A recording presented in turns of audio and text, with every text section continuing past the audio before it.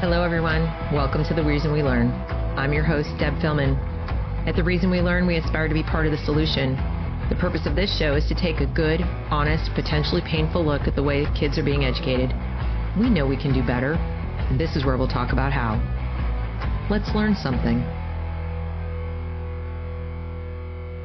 Things like that. But he's my go-to guy when I want to ask questions about the state of the practice of law in America if I want an opinion that isn't woke. There are other people who could give it, but none as good as Ron. So I've invited him here to talk about the state of the justice system and the practice of law in general, because I'm very concerned. We've already seen what's happened in education. And, you know, in the intro, I talked about how kids are being educated. Well, that includes the kids going to law school and even the people educating them. So that all falls under the same umbrella. So we're going to have a chat today about where we are in terms of practice of law, in particular civil rights law, and what Ron thinks we should be thinking about and doing about it. So without further ado, if you're not already subscribed, by the way, please subscribe to the channel. Please like and share this broadcast as well so other people interested in the topic can get in on it. But please help me in welcoming Ron to the stage. Hi, hello there. How are you? Good to see you again, Deb. You too. So as I said, you're my go-to guy. I've been, I kind of use X, Twitter, whatever you want to call it, as my, well, it's not the only thing I use for research, but it is a big thing that I use for research. And so I've created I guess you would call it a bookmark list of stuff that I call justice in crisis. And if I scroll through this, I see a lot of students, law students, including a Harvard Law Review editor, right? Now, some of these go back into 2023 fall, et cetera. But I see students at graduation. This guy assaulted a Jewish student. This is a law student at Columbia. What's going on? That top one is from Northwestern, which is where I went to law school. Right. My dad taught at Northwestern back in the early 60s. And he actually was a professor. He was David Boy's professor, if you can believe that. There's a little story behind that. We'll have to chat sometime. But one wife went to become somebody else's wife. Let's put it that way. But in any case, this just goes on and on. Now, this, I think, is in England. But same idea, where we've got law students, law school graduations. That's another video of the law student. Playing dress up. Even you've got the American Bar Association saying they're considering a new rule requiring law schools to have free expression policies. Well, I thought they had those. I mean, it seems kind of weird. They need to codify this further. And why now? I don't feel like this is helping. This is going to help the students not protesting. And so on. So this just goes on and on and on. And my question is, rather than diving into any of these individual stories, off the top of your head, should we be worried? Well, future lawyers who think civil disobedience is legal, meaning like no consequences. I can shut things down and it's fine. There are a lot of things going on here. I mean, first of all, when people make every moment in everyone's lives, not only their lives, but other people's lives, an opportunity for political commentary and gross political commentary and political theater. There's a real unhinging of sensibilities and priorities and norms that in and of itself, it's more than an aesthetically unpleasant experience. It is a rejection of decency and of civil discourse. That's the broadest conception. What we also see here is, yes, people are being graduated from law schools, top law schools. I could use scare quotes, I suppose, but I don't think it's better at less selective law schools. I would assume, in fact, it's probably even worse. People who are presumed to be the best qualified law school graduates in the country, demonstrating either an extraordinary amount of callousness towards moral truth, right and wrong, a phenomenal failure to adequately utilize analogy, which is one of the most consistently applied tools in legal education and legal reasoning, or both. And this is tolerated by schools. Will it be tolerated by the judiciary? Well, we have a member of the United States Supreme Court who would not answer the question of whether or not she could identify what a woman is. We're in trouble. Yeah, we're in a lot of trouble. Right. And do you think this is coming from the law schools, or it's being reinforced within the law schools, or are the students arriving at law school having already been indoctrinated in this sort of postmodernist way of everything is relative and I don't need to use proper analogies, right and wrong, whatever I say? Are they getting there that way, or do we already have law professors who are reinforcing it and teaching us some new version of law that we've never seen before? Well, I haven't been in law school since 1988. So I can't tell you what is really happening, but I think your second hypothesis is the one. They are showing up with what the old Professor Kingsfield called a head full of mush, and they're leaving with a head full of mush. That's the difference. That was one of the points that I just tried to make, is they don't seem to have been affected by legal education. Even if they are able to analogize and think dialectically, they are turning off that part of what should be their educational training, because they see that in today's world, that's what gets action. That's what gets results. That's what gets a nation, or rather, that's what gets recognition by nations as appropriate responses to hard issues. And Northwestern has been particularly awful, and I won't call it Pritzker. My school, they renamed it a few years ago because one of the Pritzker family gave them a huge donation. I think that's abominable when you have a school that's already well established and wealthy. But Northwestern in general has been terrible in terms of dealing with campus outrages,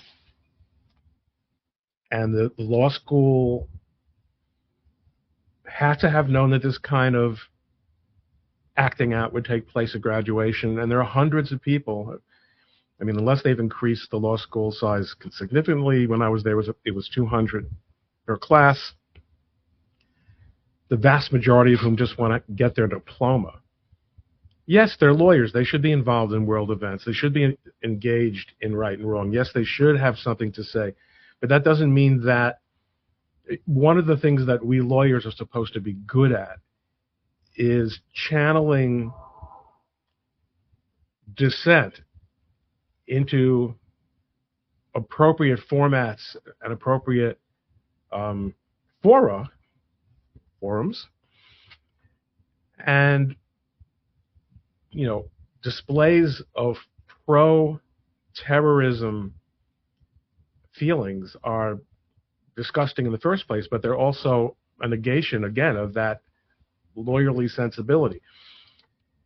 People keep referring on social media to, well, these people are making themselves unemployable, and yes, it's true that some New York firms and some other large firms have said, well, we're not going to hire people that we learn have been involved in these kinds of things. They don't. These people were probably, yes, maybe some of them were going to these major firms, but there is a lot of money out there to hire these people in NGOs, many of which are being funded either directly by the United States government or your state government, or indirectly in phony baloney collusive settlements where private corporate money is being used as part of the settlement and being sent to these radical NGOs. These people are not too concerned about being accepted by the establishment. And I had a discussion, I keep invoking this, with David Latt, the conservative founder of Above the Law, with which he is no longer involved at all, thank God. I said, David, do you think this is going to, it was a couple of years ago, it didn't have to do with this particular issue, but it had to do with these sort of radical conduct by law students. And he said, well, ultimately you're going to get to court and you have to be able to defend your argument. You have to really be able to comprehend your adversary's point of view. And one of the problems we see with this generation is that they can't even comprehend, they can't grok the other point of view. It is utterly null to them. And he said, well, that won't work in court. Well, now that we have a Supreme Court justice who is prepared to say that you have to be a biologist to identify a woman, mm-hmm.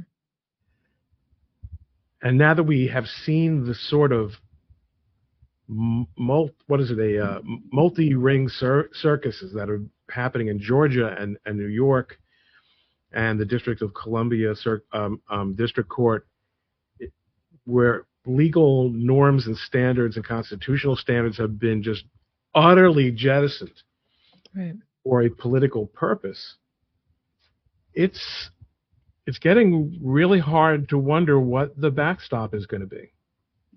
They're changing language too. I believe it was Chicago. Or they changed criminal to something like to justice system impacted justice impacted persons. So something like you can't even utterly say. Unbelievable. And I'll tell you, I actually I was shown the video from that last night by Mrs. Coleman, the renowned writer for Legal Insurrection, and it was justice impacted individual.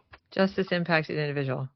And do I have screen sharing authority here? You should. It should be you see down at the bottom. No. I use this all the time. I just want to see if I okay. So let me show you what Jane tweeted. Sure. If I may, I think you'll get a kick out of it. So this is the original video that you're talking about. Right. When we do that, Illinois just right. Over and over again, we keep changing the names for how we are referring to those who are have. Oh, my mouse drives me crazy. Criminal activity, and each time. Hey, Officer Krupke, corrupt you. I mean, they were joking about this. They were joking about this. I want to stop sharing. Stop screen. Okay. They were joking about this in the 50s, but it just keeps coming back. But now, and even in the Officer Krupke song in West Side Story, they were making fun of the distortion of language. Right. Social disease, and I'm depraved because I'm deprived, and all that stuff. But one thing we consistently see, and James Lindsay's always talking about this, they change language. They change language to obfuscate reality. Mm-hmm. And as much reason as there is to be pessimistic and concerned, right. On the other hand, I still think that there is no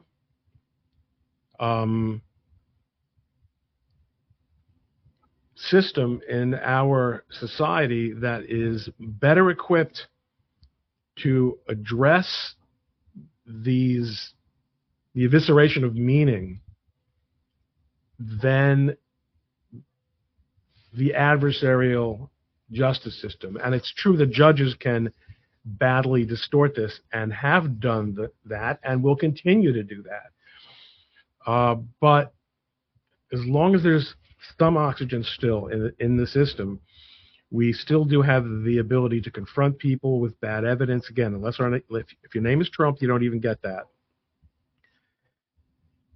And eventually that's going to have to be resolved. But yeah, there's lots of reason to be concerned. And these law school, well, I mean, one of the other interesting things about the legal profession, which you know from your experience and your father's experience as an academic, is that it's uniquely tied to the academic world. In a way, I mean, some doctors stay involved in university hospitals.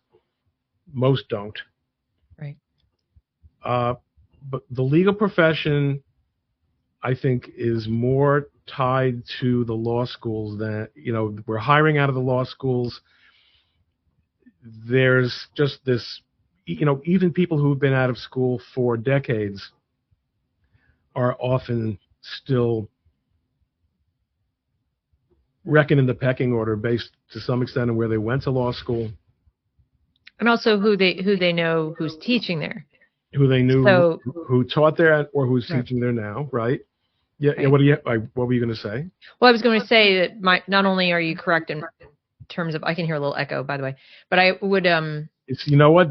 There's some crazy construction project. I'm going to lower. Because I don't think it's an echo. I think you're hearing. They're doing some kind of pounding all day long here. Okay. I thought I was hearing my own voice, but in any event, my dad always taught in law school throughout his career. So, I mean, he would take small breaks, like when he was working for the government of Israel and he was traveling all the time, he couldn't, but he remained a professor. He, early before I was born, he taught at Northwestern. He also taught at NYU. He taught at Yeshiva. He taught at a bunch of different places and even UConn. And so he remained in it, as you're saying, and involved. He taught courtroom advocacy and tort and things of that nature. But when he was interviewing as a partner in a large firm, he was also keeping himself apprised of who was teaching at the various law schools who were sending candidates to interview. He would look into their background, their philosophy, what they'd written for their law reviews. He had to read what they'd written. If he didn't know what they were saying in the law review of that school, then he felt he couldn't effectively evaluate the candidates that they were recommending. And likewise, he would look at the course choices for the candidates, and if he saw too many something studies, and or they had never taken contracts or whatever, like they'd skipped something important or skipped something that they thought might be boring, but instead they took like LGBT studies and law, whatever. And he would ask them, why did you do that? And he expected to get some substantive answer. But how recently is this experience that you're describing? He left, so he passed 2 years ago. I think is it 2 years ago now? But he left the practice of law in, I would say, 1993 or 4 or something like that. And then he became just an adjunct professor at UConn, and he was teaching constitutional legal history, mostly to undergrads at that point. But prior to that, he'd always been involved in teaching and hiring. And before it split up, and he was one of the first to leave, he was a partner at Finley Cumbo. Oh. Yeah. And in New York? In New York, yes. And at 425 Park Avenue. Yes, sir. And he left when they hired Harvey Meyerson. Oh, really? He advised Steve Cumble not to hire Harvey Meyerson. He said, please don't do this. And he said, well, he'll bring in big clients and I want him here. And my dad said, this is a giant mistake. And they had a disagreement that resulted in my father saying, I will be cashing out now because I don't see this ending well. And he was one of the very few who left a creditor, not a debtor. So it may be the only one. I'm not sure. I think he's mentioned in the book very briefly as a person who had criticized. Shark Tank, you mean? Yeah, I think my dad's mentioned in there like in one sentence or something, but yeah, and like I said, during the Gore Bush whole flap of the election, he got phone calls like crazy because David Boies was representing Gore, and because he was his professor, and there was some stuff about that. There's a whole narrative about I got kicked out of Northwestern and had to go to Yale. That doesn't happen. But anyway, so, he was involved in this. But to your point about being involved in the academic side, he never wasn't. I don't think it was just him. If you're a partner in one of the bigger firms, you're going to be interviewing these finalists. They're going to come through your office. And he, at least in particular, because of his academic background, that was his task. You're the guy in the firm who's making sure that these people are properly educated, not just have straight A's from Harvard or Yale. It was a big pro-Yale firm because Steve Cumble had gone to Yale. So, my dad had gone to Harvard. So it was a little bit of a friction there, but he made a point of it. He said, we always had to hire one Yalie to keep Steve happy. But my dad tried to make sure that it was at least a good cocktail party Yalie, and they weren't going to that's what they were mostly good for. That's what he told me. And he said, they were good for networking. They're good for a lot of things, but you didn't really necessarily want them in the courtroom all that much. But he was happier with like Fordham. I mean, Yale was not known for graduating practical lawyers. Right. He was hiring people from Fordham. He was hiring people from NYU. He was hiring Cardozo. He was hiring people from there to be, junior associates and things because he felt like they were more on the ball. But it always came back to evaluating their coursework, their professors, what they had written for the law review. They certainly didn't interview anybody who hadn't been on the law review. That wasn't happening. So he absolutely flipped his wig when they made Obama president of the law review. I'd seen my dad angry at various points in history that he told me at the time. And I'm pretty young at that point. Okay. And he told me, he said, this is the beginning of the end of Harvard Law School. That's what he said. He said, because his reasoning was. You're talking about when Obama was in law school? When he was in law school. How did he know anything about Obama? He simply knew that he wasn't writing anything. That they made him president of the law review without having written anything. That's all he needed to know. So he didn't know Obama, any politician, anything. He just kept up with his law school, to your point about staying in the academic world and knowing what's going on there. And of course, he got all his updates. And he said, this is unconscionable he was on the Harvard Law Review. He said it was a rule, it's the top X percentage of the class. That's it. And he said, I understand that the presidency of the law review is a little bit of a political position, but you can't do it without having written for the law review. And he was just aghast that they would make this appointment and choose somebody who had not himself produced.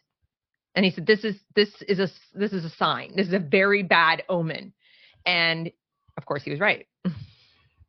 And Harvard has always been a leader. Yep. In legal education. They going back to, the 1800s, people look to Harvard to see what things are being done. But also, Harvard produces faculty. Yale also. And these people then promulgate the sensibility. And look, and who taught them? Larry Tribe taught them. Dershowitz taught them. Dershowitz is not particularly good at expressing regret. He has changed many positions about many things in his life, but full-throated regret for the extent to which he has he played a significant role in sending a generation of American lawyers and the legal profession into this abyss. That I haven't heard, but I don't know that anyone would care, I suppose, anymore. Anyway, but where does this leave us? I mean, it's not just the legal system. No. Besides the fact that the legal system is huge, because we see that people who thought they'd never have anything to do with the legal system. Yes, we know that in minority communities, people find themselves interfacing with the legal system in ways that middle class and upper middle class and wealthy people typically don't.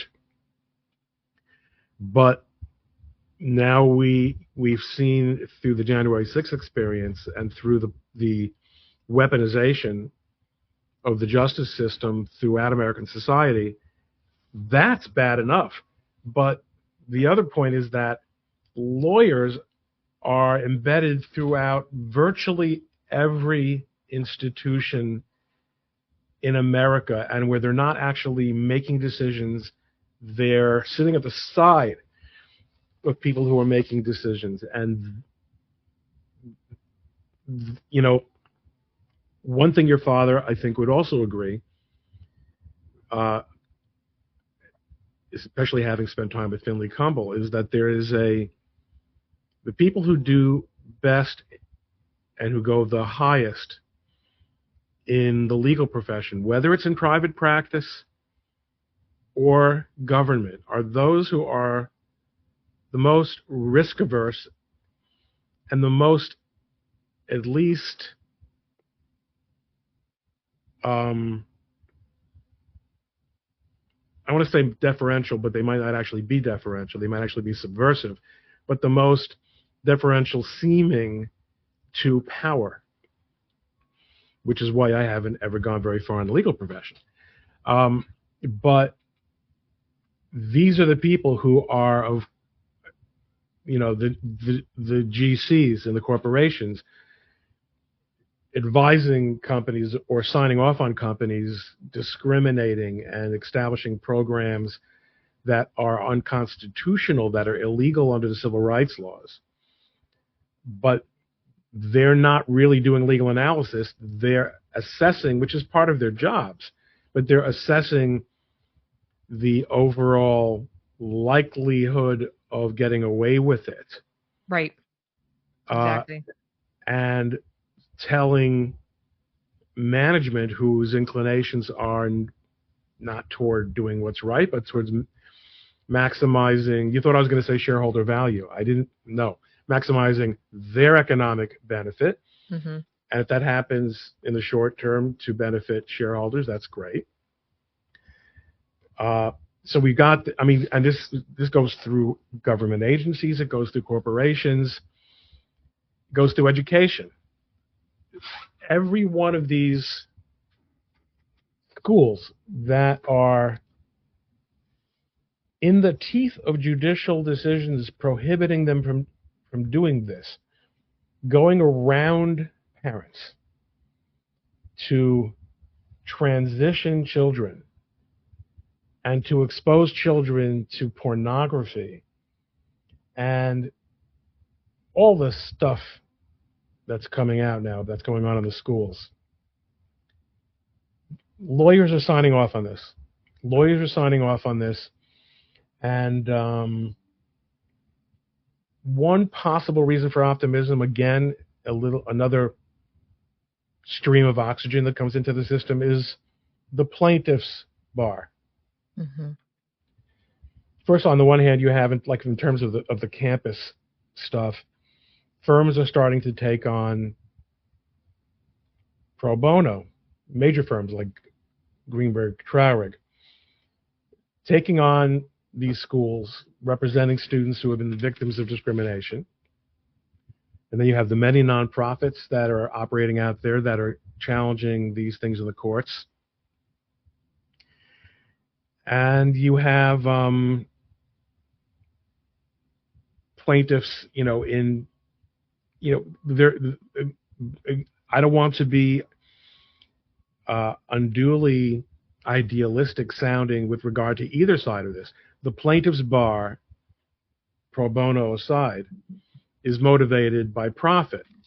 But Right. because of that motivation, they are beginning to see success in bringing cases to hold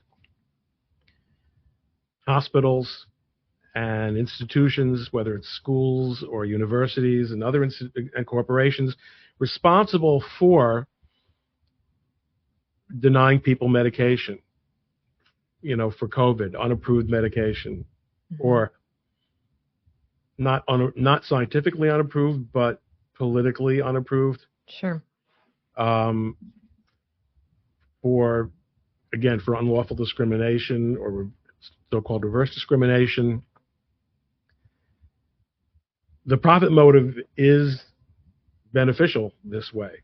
So hopefully listen, one of the most important things that's going to happen in the next 12 to 18 months, in my opinion, is that there will be another Supreme Court justice appointed by the President of the United States. I don't know. I wish that the older justices, such as Justice Thomas in particular, remain hale and healthy for a very long time to come, but it seems inconceivable to me that in the next term, the next presidential term, that there won't be another Supreme Court justice named. And if Democrats have the White House and the Senate, or even one of those, it's really, really going to be a problem, because we can live with one or two lunatics on the Supreme Court. And it's also possible that Justice Jackson, the one who, of course, could not say whether, she knew what a woman was, it's possible that she will mature and that she will become a better judge and move away from her ideological positions. That is really possible. Sotomayor has been surprisingly not awful. In some cases. Right. In some cases she hasn't been, but she was terrible in that listening to her oral argument on the immunity case. Oh yeah, absolutely. It was so juvenile. It was, but well, they definitely have it they have TDS big time. So I read up. So yeah, listen, there are a lot of moving parts here. Mm-hmm. We haven't even talked about bar associations.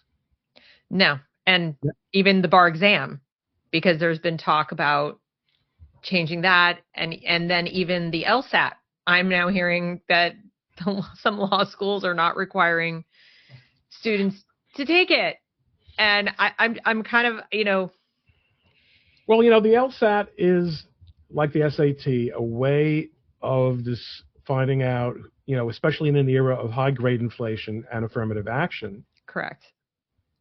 Who has the what's the word again? Aptitude to succeed in law school.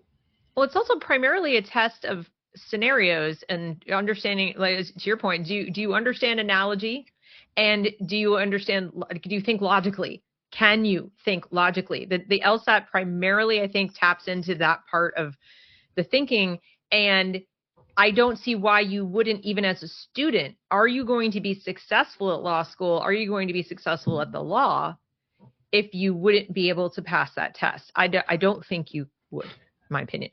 Well, pass. No, you can't fail. I didn't say you have to have a high score. If you can't take it and pass it, like get a score that is remotely respectable, you probably shouldn't go to law school. But everyone knows that minority group scores are lower on standardized tests, and there may very well be structural reasons for that. I don't really know the truth about racial distribution of IQ or test-taking ability. I'm not an authority on that. But the reason schools are abandoning the SAT and the LSAT is because They want to be able to avoid liability for discrimination in affirmative action, because they know that if someone can demonstrate that the average black student score is X points lower than the average white student score, then just as discrimination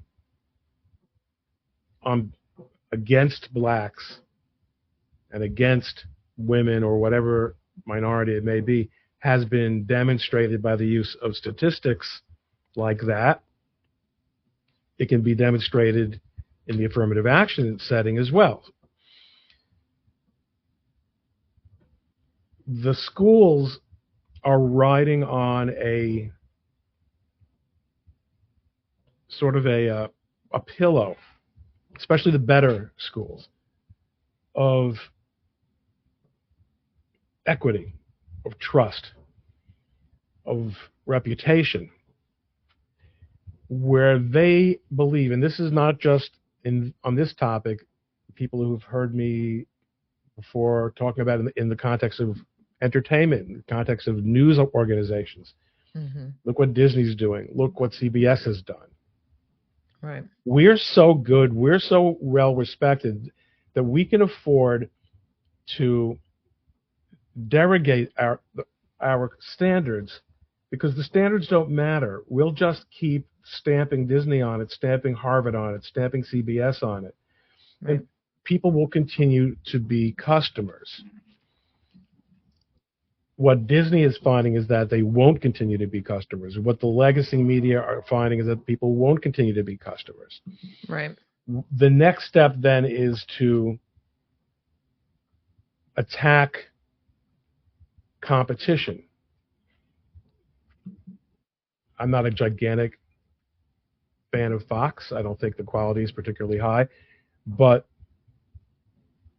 after years and years of demonizing Fox, the mainstream media shifted its attention to OAN a couple years ago, and other independent outlets. Sure. It's a little bit interesting to think how that would work in the legal world, because there are independent law schools now that are, politically independent, that are becoming known as places. George Mason is the most obvious example. Becoming known as places where conservative students are choosing to go.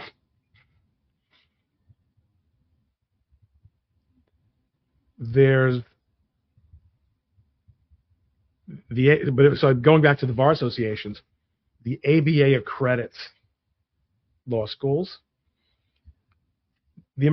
Just to be clear, you know this, but many people watching this don't. There are states that have what are called unitary bars, meaning that you need to be a member of the state bar association. It's just an administrative thing, really. You need to be a member of the state bar association in order to practice law, and that state bar association also administers the legal profession. Other states, such as New York and New Jersey, where I'm admitted, do not have a so-called unitary bar. The New York State Bar Association is merely an interest group. It's a trade association. Same with the New Jersey State Bar Association. The courts administer the legal profession themselves. But the American Bar Association in particular is even less, because there can't be a unitary bar, because there's no such thing as a federal bar. To be admitted to practice law in any federal court, you must be admitted to practice law in some state. So, but then you have the ABA who are accrediting the law schools. Right. So law schools. I'm really just riffing you. You said it off the top of your head at the very beginning, and this is the first time actually really that I'm thinking that I'm talking off the top of my head, because everything else we talked about is stuff I've been thinking and talking about for a while. The legal profession is so deeply entrenched in tradition and prestige that I don't think there's a risk to the elite from people starting new law schools in the way you can start an OAN or a Newsmax. But again, when you have schools that have existed for decades or generations that begin to become centers of a sort of opposition, the only way that works is if hiring institutions such as law firms are interested in hiring from those schools. So for George Mason, I think it's working. We're seeing pushback from judges. So also people should understand that the judicial clerkship system is a very, very substantial power brokerage in the legal profession. Judges, particularly federal judges and particularly appellate federal judges, interview students at the top law schools. I don't care what you think the top law schools are. What matters is what these judges think the top law schools are. Usually it's the schools where they went or the schools where their colleagues also, they want, everybody wants the editor of the Harvard Law Review as a clerk. These students are presumed to be able to do legal writing and analysis on a high level and to assist the judge in writing opinions, often in areas where the judge himself or herself has little or no practical experience or professional experience. So a very good law school brain, and also a lot of the people who are on the bench are dummies. So you get someone who has demonstrated a high degree of skill, and that will then be someone who has made law review by virtue of academic performance, and ideally, as you were giving the example of Barack Obama before, has been elected by his peers to be the president or the editor-in-chief of that school's law review. Usually demonstrating some high level of legal analysis and writing and originality by publishing scholarly student work. There are a good number of Republican judges in office, and you would think that they would be a large source of support for this shift, but they mostly aren't. That's how entrenched the tradition goes. Yeah, first of all, they are as interested in prestige as anyone else. Not all, but most. Also, they become usually socialized by rubbing shoulders with liberal judges and the press that covers them, and the clusters of power and influence around them to soften their stances or to generally be more conservative on the bench, but to be unsympathetic to parties that are too far over the line. So this is what happened on J 6th, that so many judges that were, the District of Columbia's district has never been known as a conservative court, but there have been judges that are more conservative and that have been relatively stalwart. Right. But when it came to J6, it just became such a highly politicized environment that they all fell into line, and they all fell into line on COVID challenges, including constitutional challenges. Right. The Supreme Court exercises a certain amount of pushback on that, but again, that's why that Supreme Court majority is so critical. Right. It's a dicey situation out there. And let me just make it really clear. The vast majority of judges, in the vast majority of cases, in my 35 years of experience, really want to do their job right. They really do. Most cases are not political, and most judges are not looking at politics. We hear about the most notorious political decisions. Sure. And political judges. We want it to stay that way as much as possible. Sure. But as Marxians wish it to be, right, everything in our society in the year 2024, just about everything has been politicized. Right. And I mean, if you have also in terms of local, judges, let's say family court, things like that, a lot of parents watching may run into cases, whether it's because of divorce and child custody, especially when you're dealing with some of this trans stuff, drives families apart. Judges' bias has a huge amount to do with it. And I mean, that's an extreme case. I just remember in my own case, having a judge who was an elected Democrat, had been a stay-at-home mom and homeschooler. And when it came to the decision, that was the status quo for a decade. And it was a mutual decision. It wasn't like I insisted on it. It was, as a couple, we had decided that. And I'd set aside during my, best earning years, set aside that. And when it came to figuring out what we're going to do during that year-long separation that North Carolina still has, the Democrat elected judge looked at me and told me to put my kids in school and get a job. And her argument was, and first of all, I was going to get a job. That's a given. But she looked at me and she says, you have a master's degree.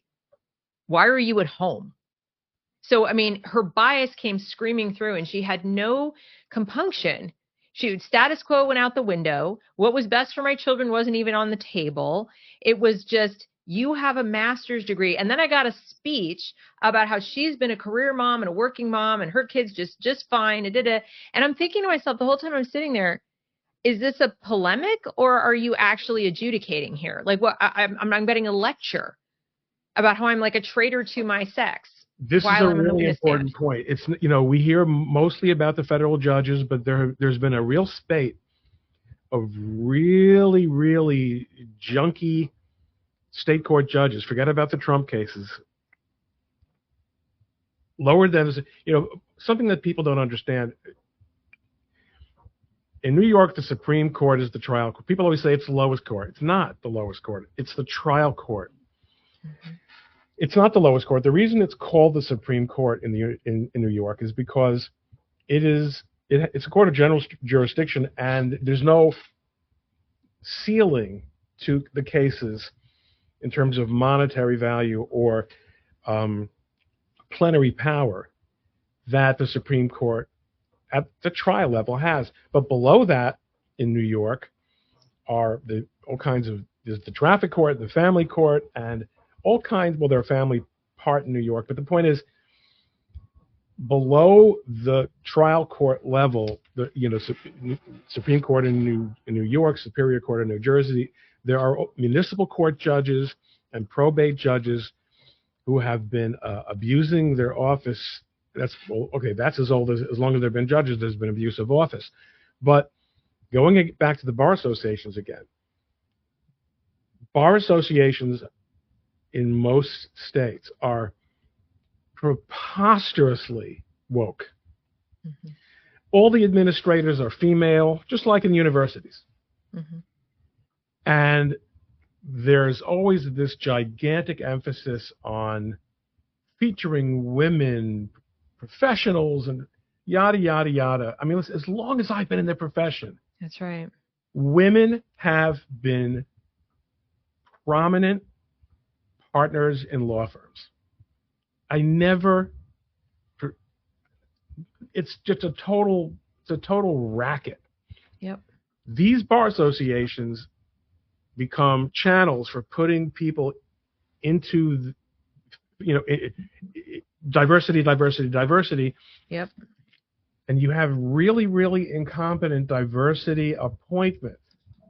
in important lower level courts that are really corroding the justice system. And yes, and they make these seemingly trivial decisions about the non-headline grabbing cases.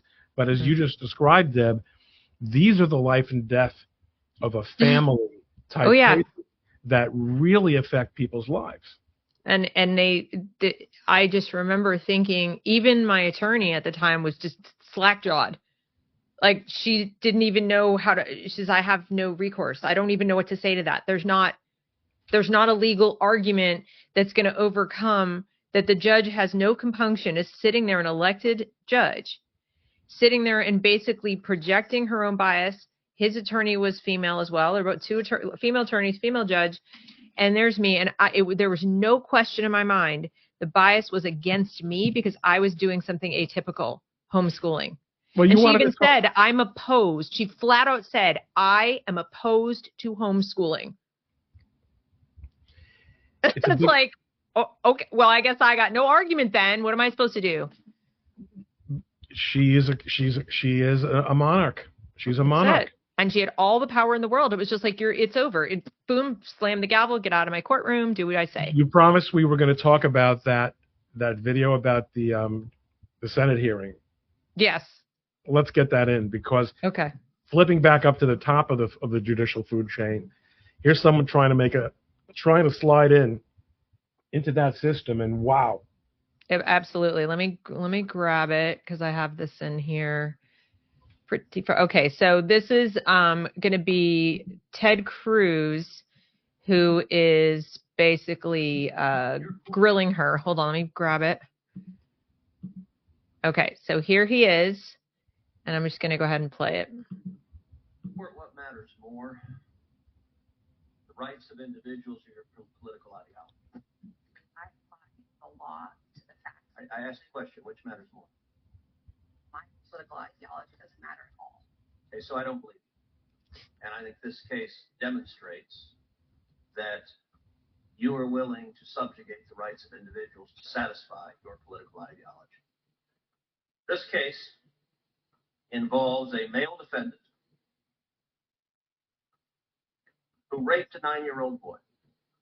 Was he guilty of that? Yeah, just pled guilty to that. Okay, so he raped a 9-year-old boy. He also raped a 17-year-old girl. Was he guilty of that? He pled guilty. The petitioner pled guilty to that crime as well. So was he guilty? I hope so, because she pled guilty to it. I'm going to stop right there. I want to make 2 quick points. This judge insists on referring to this person as the petitioner because they're talking about this petition to get in the female prison, as opposed to the defendant, the convicted person, or even just the person. So I got to keep driving home to you that this person is petitioning and asking the court for something, and then switches from he to she without even blinking. He was a he when he did this. That's correct. 1 year after being released again, he was convicted of having child pornography. Is that correct? I'm unclear on exactly the time frame that you're at, but the petitioner was convicted of distributing child pornography. Child pornography that was images of adults violently raping children. Abhorrent conduct. Okay. For which there are real victims. And this individual, 6'2", biologically a man. A minute ago, you said that when this man decided that he was a she, you said this individual was, quote, I wrote it down, sober and entirely a female. That phrase struck me as remarkable. Did this individual have male genitalia? I think what I said, or at least that is a verbatim quote, entirely a female. Sorry, what I meant to say was hormonally a female. Okay, but that's not entirely. Did this individual have male genitalia? Yes. So you took a 6'2" serial rapist, serial child rapist with male genitalia, and he said, you know, I'd like to be in a women's prison. And your answer was, that sounds great to me. Let me ask you something. The other women in that prison, do they have any rights? Is that a question? Yes, the other women in that prison, do they have any rights? Of course. Do they have the right not to have a 6'2" man who is a repeat serial rapist put in as their cellmate? Senator Cruz, I considered the facts presented to me, and I reached a decision. I asked you. Do you want to say anything about that before we go on? It is so phenomenally, I mean, look, the facts. Well, these are the facts. It's a man and a serial rapist. Those are the pertinent facts as far as I'm concerned. What other facts for the petitioner? I'm going to continue here. Do they have a right not to have a 6'2" man who is a serial rapist put in as their cellmate? Do those women have a right to that? Every person who's incarcerated has the right to be safe in their space. But you didn't think so. You didn't think so. And in fact, I'm going to give some quotes from your order because Senator Kennedy is right. This is not a judge's order. This is a political activist. By the way, the beginning of your order says, at birth, people are typically assigned a gender. I got to say that would astonish a lot of Americans. A lot of Americans think you go to the hospital, a baby's born, and congratulations, you have a little boy and a little girl. The assigned a gender, I know you went to Brown, but it sounds like it's in a college faculty lounge with no bearing on reality. The Bureau of Prison argued what I'm saying right now, that if you put this person in a female prison, there will be a risk of sexual assault to the women. And you know what you did? You said you didn't care about the women. Have you dealt in what universe is someone who is a serial repeat child rapist not at a risk of reoffending? Senator, as I do in every case. She just refuses to answer the question.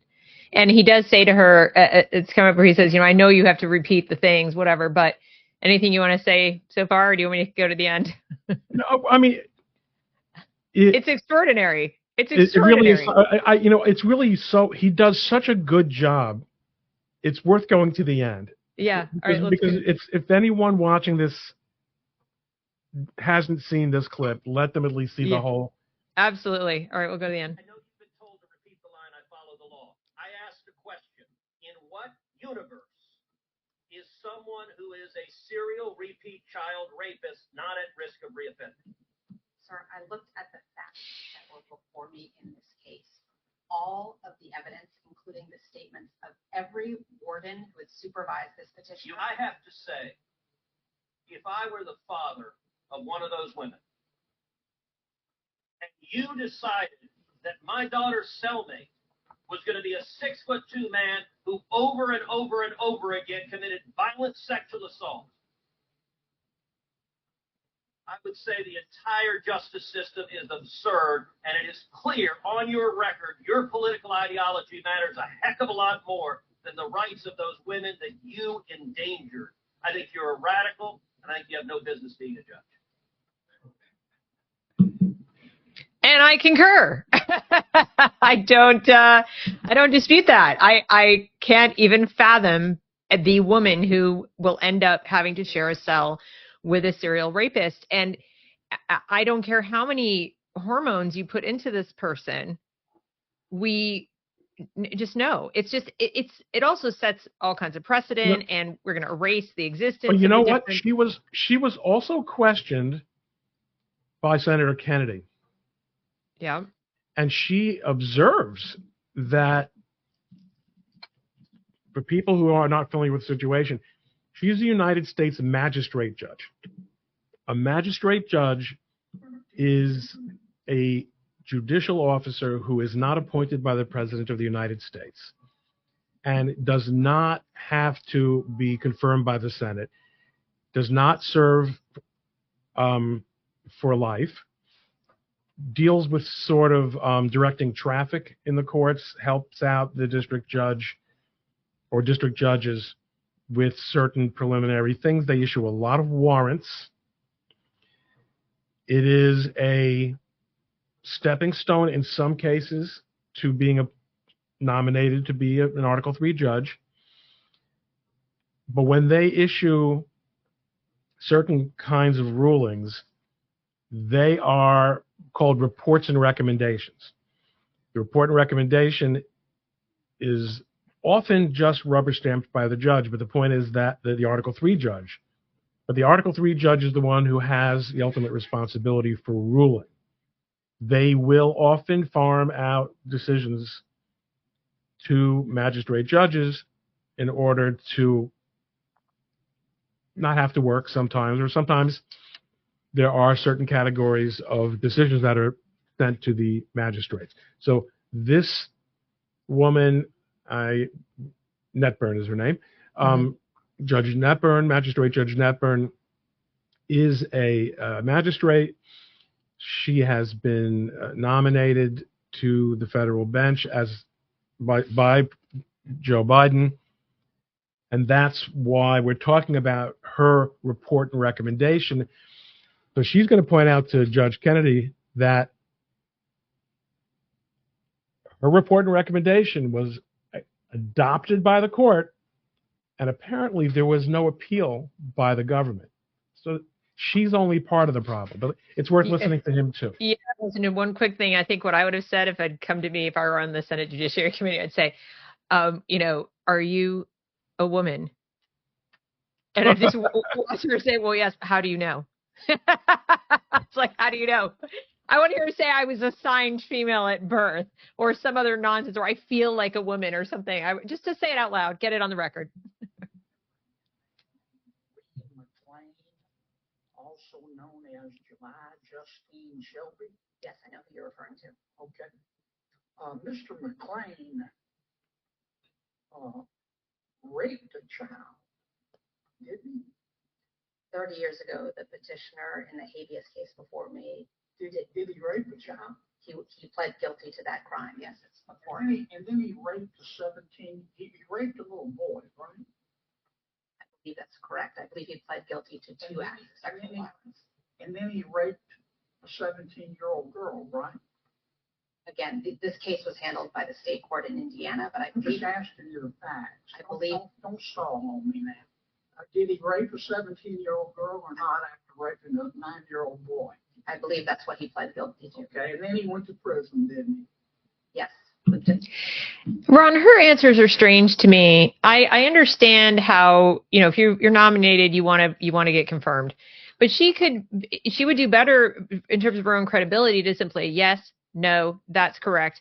But she frames everything in a way, to my ear, that is trying to cast this individual in the best possible light. He pled guilty. It's irrelevant. He did it. Exactly, and I was surprised that Kennedy didn't go back to that, because she kept saying that he pled guilty, and what you could ask her is, do you have any reason to believe he was not guilty?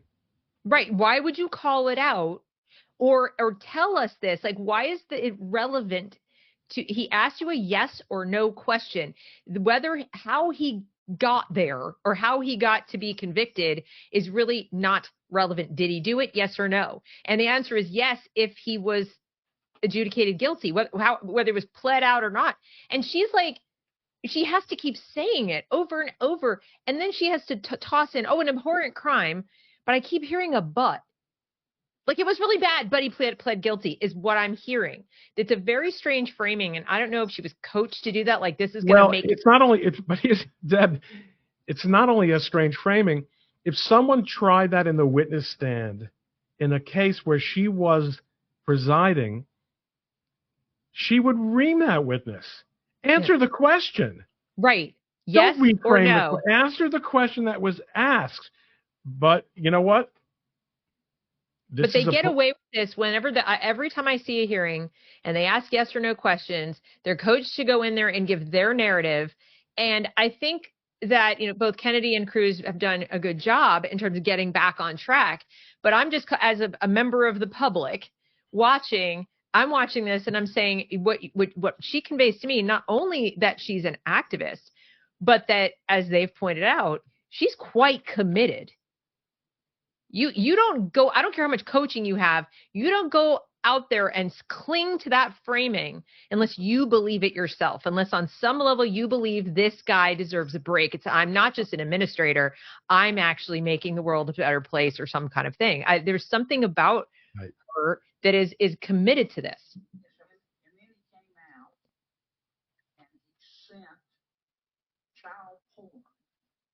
I love the way he talks. adults raping Child porn. and he was sent back to prison, right? The petitioner pled guilty to Was one. he sent back to prison? Well, that case was in the federal system, so Was he sent back to prison? yes, this time to federal prison. Thank you. And then he decided to transition. And he became a female. And started going by July Justine Shelby. Is that right? Yes. And Miss Shelby said, I don't want to go to a male prison. I want to go to a female prison. You know what I would also like to have asked? I would have looked into it. I had one of my pages look into it. Has this individual been assaulted in prison while incarcerated by other men? Because we know that people guilty of child rape and any kind of activity of that nature tend to be persona non grata in prison. And so it could very well be a cynical move to, I don't want to get my butt kicked anymore and risk getting shivved by people who don't like people like me. I'm going to pretend to be a woman. Yeah, although that might tend to make him sound somewhat sympathetic as a victim. Well, that's true, but it would also, I mean, I think you'd have to ask it a certain way, but the point is, if they knew that there's a potential that this is all fraud, in other words, that this isn't really, not that there is such a thing as really a woman, but what I'm saying is, there's no reason whatsoever to be sympathetic to this person. And if this goes forward and becomes more of a thing that we just look the other way, we're going to have all kinds of pedophiles in female prisons, because if they go to male prison, they're going to get beat up. Yeah, no, that's a good point. That's all I'm saying is, like, I can, if he were just a bank robber, would we be having this conversation? But so, all right, so, and now look where she goes. It's really amazing. And the Board of Prisons said, what planet did you parachute in from? You're going to a male prison with this kind of record. And you sent him to a female prison, didn't you? You said that the Board of Prisons was trying to violate Ms. Shelby, former Mr. McLean's constitutional rights, didn't you? I issued a report and recommendation to the district judge recommending that the district judge transfer the petitioner to a women's facility. The district judge adopted that recommendation. The Board of Prisons was trying to violate Ms. Shelby's, Mr. McLean's constitutional rights, didn't you? So I based my decision on the facts that were presented to me in the record. But it wasn't that your ruling? I recommended finding that under Estelle versus Gamble. Why don't you admit that was your ruling? Are you ashamed of it? I'm not. I'm answering the question. I applied Estelle versus Gamble. Was that your ruling? My recommendation was that the petitioner's serious medical needs were being denied by keeping her in a men's facility. A violation of the Eighth Amendment, right? That's correct. Okay. And how big was Ms. Shelby, Mr. McLean? I don't have a specific recollection. Your colleague just suggested that she was more than 6 feet tall. And you told the Board of Prisons, well, she'll be okay.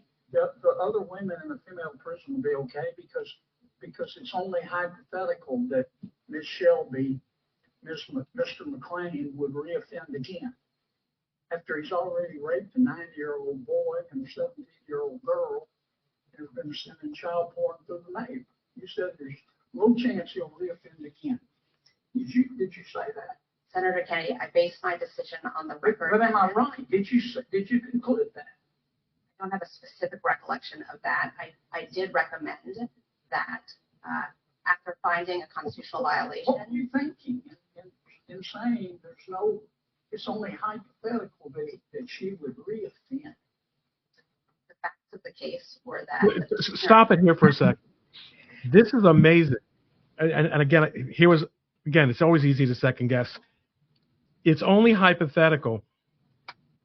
The entire process of determining where a prisoner should serve is premised on not the entire, but one of the components of many determinations made by judges is danger to the community, risk of being attacked. Of course, it's hypothetical. Yeah, prison isn't just for punishment. It's to remove you from society. Right. So, but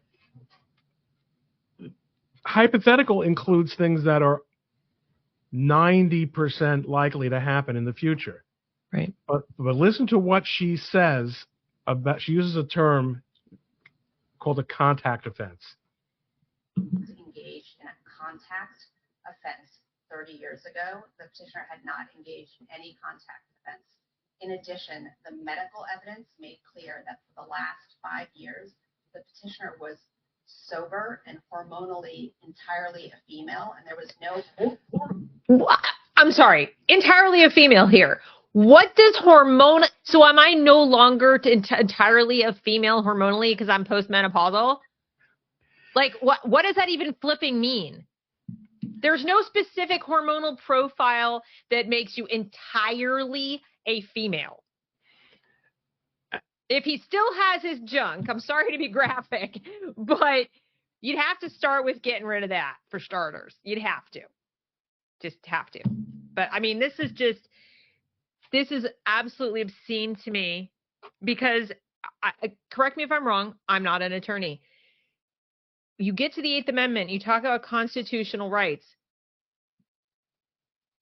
It completely invalidates the existence of a male and female difference to say that a man can take a bunch of pills and become entirely a female. Then there's really nothing to protect women from. Any man is as good as anyone. I mean, there's no difference.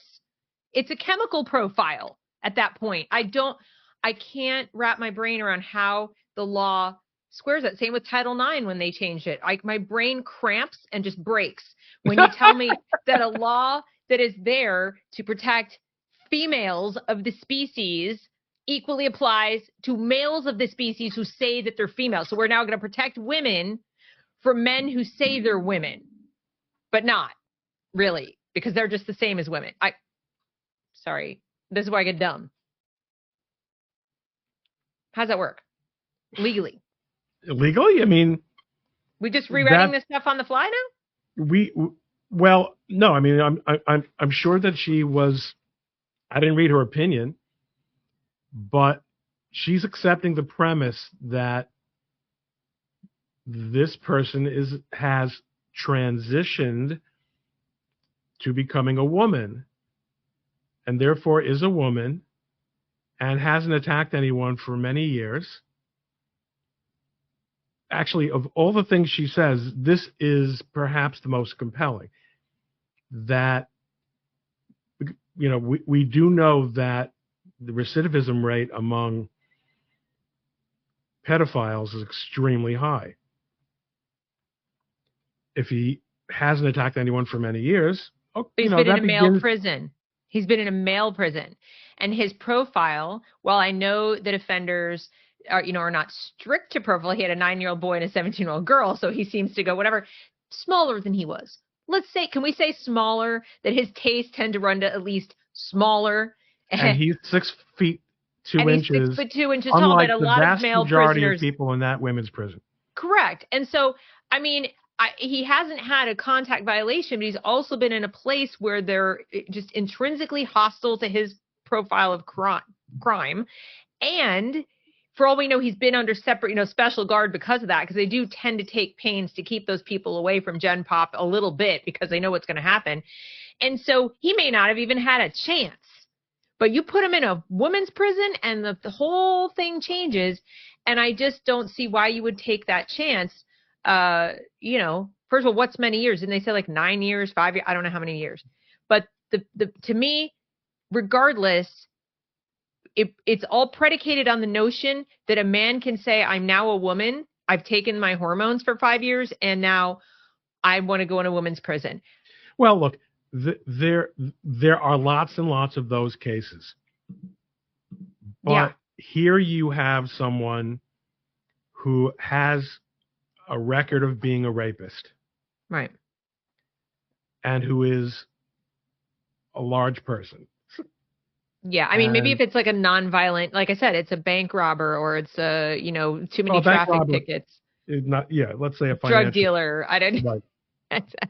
Anyway, I mean, this is the kind of people that they want to put on the federal bench, and she just might not get affirmed, but you can be sure that she will not get. Let's stick a pin in this. Let's come back to it. She will get more than 40 Democratic votes. For sure. Yeah, absolutely. And that's, I mean, I've thought for a long while, like that's starting to be the reason to vote at this point. Like I don't see a lot of movement in either direction on other things, but if you care about how these cases end up getting decided, cases that set precedent for decades, 100 years, then it really becomes very, very important who is making these choices. It's not a guarantee. They can make terrible choices and they can choose someone who changes while they're sitting on the bench. We've seen that too. But if you're looking at your odds if Biden gets to make another nominee are really bad. And, like I said, he's with just his own executive authority changed Title IX. And that's a concern. And that's something, I just to round out the program, because I do cover education and I'm seeing all of this. So we've talked about at the top, the law schools, how that all works, the bar associations and all these things. But then you've had visibility into some of the cases where teachers who've been, wrongfully terminated, students who've had their, freedom of speech and their other civil rights violated. How's that going? I mean, are you finding that more people are starting to realize that they can't go up the food chain within the school system and within the administration and they have to go straight to somebody like you? Or have they not figured it out yet? Increasingly, it's necessary to get lawyers involved, and judges have been, I think, slightly more helpful than not helpful. Okay. But only slightly. You had in the Fourth Circuit I guess it was last month, a case where they decided that parents didn't have standing to challenge a "don't tell your parents" rule in a Virginia district. Wow. And I think it was because the parents involved had not themselves actually been affected by it. And the dissent said, you're missing the point. It is already a violation of the parents' presumptive right recognized by the U.S. Supreme Court to be involved in these decisions and for the responsibility of their children's education. Parents shouldn't have to wait until their children are ruined by one of these weirdo guidance counselors or a librarian, which seems to be the trend. Right. And the Supreme Court, what happened, I think, actually this month was that the Supreme Court denied cert, probably because the standing issue was a little bit complicated. Mm-hmm. But that's a crime. There's an important issue here. Yeah. Do you think it would be worthwhile for people at the state level where most of the education law around their schools is, decided or set, so to speak, like how the school is going to function with regard to parents? Do you think it'd be worthwhile for people to push their lawmakers to go back to the drawing board with in loco parentis? Well, let's not even get that. I think is a real big stretch. It's a great question, Deb, but I think people do need to take a very hard look at what is going on in the states. Blue states legislatures are out of control, and they don't get the kind of coverage that Congress does. Right. New York State is considering a constitutional amendment that is basically going to, if it's passed, and it probably won't pass because they skipped a procedural step, Right. But they want to enshrine DEI into the New York State Constitution. Mm-hmm. And Mm-hmm. the cities basically control the legislatures of the states. And, in loco parentis, listen, there is a strong argument that there are lots of parents out there who are useless anyway. Let's not kid ourselves. They tend to not be the ones, though, having their kids trans, ironically. Have you noticed that? It's not the parent who's checked out completely and has, 4 kids by 5 different, you know what I mean? It's usually the child of parents who maybe bought into a little bit of this stuff, but they didn't think this was going to happen, right? And they wake up one day and their son is their daughter or whatever. I actually know somebody in New York that it happened to, and this is not a person who's a bad parent or a negligent parent. This is a very involved parent, but just takes this sort of like, I'm very supportive of my public school, I trust them completely kind of approach. And the kid's a little on the spectrum. And, this is very common with kids on the spectrum, kids, whatever. And so I wouldn't say always, but disproportionately seems to be happening. Either parents who like it, so they're not complaining, so they have no problem. The ones who are complaining tend to not be those negligent parents. They tend to be parents who are actually would like to be rather involved, and they've been kind of kept at arm's length. And so what I find is because you're not wrong, there are a lot of negligent parents, but I feel like I have to defend my peeps, because what's happening is the good parents are getting lumped in with the lousy ones. A lot of really aggressive violations are happening to children of the good parents, the involved parents, and to them too. They're being targeted, doxxed, all kinds of terrible things. And it always comes back around to, well, but because there's bad parents. I'm like, you're not wrong, but can we stay here for a moment with the good parents? Because we can't make law around the worst examples, and treat all parents as abusive and all parents as negligent, where I thought we should be, still recognizing the separation between the state and the family. And if a parent is not doing their job, I mean, it's not the state's job to come in until you have proof. Like, you have probable cause, send in DSS, do your thing. But they're mandatory reporters. When I find time and time again is when I bring up in loco parentis, I get this argument, and I'm not saying you are, I'm saying other people give me this argument, and I say, okay, you're a mandatory reporter. If you have evidence that somebody is negligent or abusive, report it. This doesn't automatically, your suspicions or your lumping all parents doesn't give you license to reparent the kid. You don't get to treat all the kids like they have no parents. And this is where the lines are getting blurred. Is there truly nothing? I know that state legislatures are absolute crap. We have 70th anniversary Brown v. Board. Look at this. Somebody put together a whole thread. You probably saw it, about California and what they're trying to do with their Department of Education. And they've approved a policy stating that they believe that student benefits when district staff reflects the racial, ethnic, linguistic, and cultural diversity. And they've actually started to codify. They're getting into it gradually, but it's in there.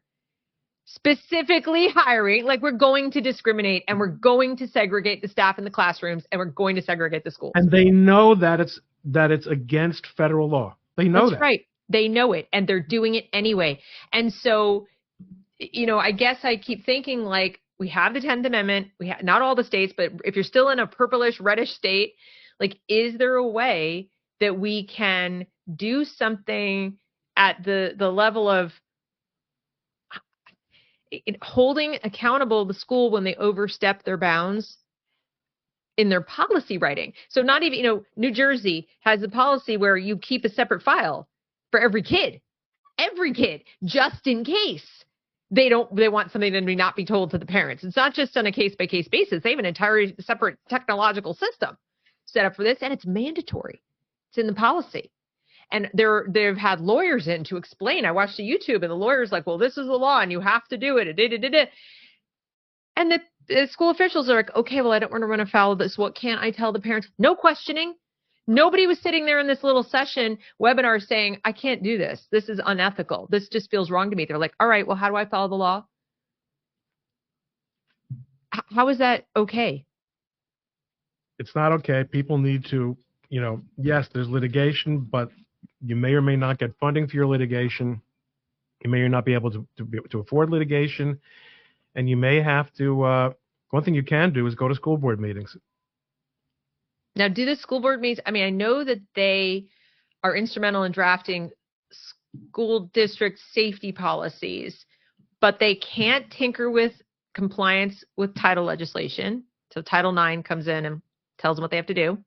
Bathroom policy. We just described a case where California is completely ignoring the Civil Rights Act of 1964. I mean, you have to go and you have to pay attention, and and if you have kids in school, you need to see what they're coming home with. Yeah. And you need to talk to them. And all right, not in a suspicious, creepy way, but you need to find out what's going in class. Right. And then I guess it all comes down to, every time I get to the end of these, I always say, well, or you could leave, vote with your feet and leave. And that gets to my final question. I'm concerned about how the practice of law is adapting to things like algorithms and AI that are making decisions about people's access to a wide variety of things based on suspicions. So I'll give you an example. My husband runs a Facebook Marketplace little side thing where he sells some stuff, and it's all totally legal, whatever, but they shut it down. Facebook shut it. It's all connected for where people can send money. And, he signed all the papers, and he looked in it. He read it. He said, they have to provide evidence before they can shut down his shop and keep his money and all this kind of stuff, or he wouldn't have done it. And one of their little bots said, this item, it was a battery charging thing, this item violates our policies on breast pumps. He's like, it's not a breast pump, it's a battery. What? So he filled out all the complaint, and this was their answer. I'm not exaggerating. He even called someone on the phone, and this was their answer. Our algorithm detected suspicious activity with that post, so we shut down your account. He said, yeah, I got that. That came up in the pop-up. What are you going to do about it? You have like $50 of my money that somebody sent. I've already sent the item out. I want it back. I need my shop open back up so I can continue to do business. And now I can sit here all day and say, don't do business on Facebook, because this is what they're going to do. But it's where he has the greatest access to actually do the business. And they've just said, too bad, so sad. You have no recourse. NPS, we're keeping your money. Now, that's one tiny little example. But I'm seeing, we've heard stories of people shutting down PayPal accounts, bank accounts, seizing things on suspicions, and then nothing happens. Nothing happens. Like, you go to get help, and they say, sorry, it's the algorithm. Sorry, it's the system. The AI told us to do it. You have no recourse. There's nothing you can do. And there's no lawyer for that. I mean, you could, but now you're spending lots of time, money, etc., to probably go nowhere. And I'm seeing this happen more and more, and I'm seeing it happen along political lines. In other words, you can't help but feel sometimes if things are just suddenly, because it just suddenly shut down. And he has similar views to mine, and he's very vocal on Facebook. You can't help but wonder. Nothing to wonder about. It's exactly what it seems. All we have to do is just keep having conversations like this, hope that they don't get demonetized or taken down. And if they are, or in parallel, put them on places where they can be freely accessed, and just keep fighting the fight. It's not our obligation to win it. It's our obligation to fight it. Yeah, I think that's really the end, is we're just going to have to build alternative systems to use. Like homeschooling, which is what you were doing, what you did with your kids. And I was doing it 15 years ago. So, I got shut down. I was one of the early people to be told, you're engaging in wrongthink. And she, in her little speech, I was told too that I was, not I was neglecting my children by not giving them access to the state effectively. And it was surreal, absolutely surreal. I just sat there listening, like, I'm not some, I'm not an uneducated person. I actually have a master's in education, and she's telling me not only put my children into the school, but go get a job teaching, even though you haven't taught in over a decade. It was like, anyway, I am so grateful that you decided to accept my invitation and come here and talk to us. Pleasure, of course, Deb. It's always obviously going to be an ongoing thing with the law. But I would probably say to my audience that you should, well, first of all, you should follow Ron. so you can keep abreast of things because you do keep tabs on all the stuff. And the election, you can get really good information on what's going on with different elections around the country following along because you're watching that very closely. But also, I think it would behoove people to find out who the attorneys are in your area who have sense any way you can, because you never know when that day is going to arrive. There are a lot of nonprofits, a lot of foundations, a lot of public interest law firms that are providing.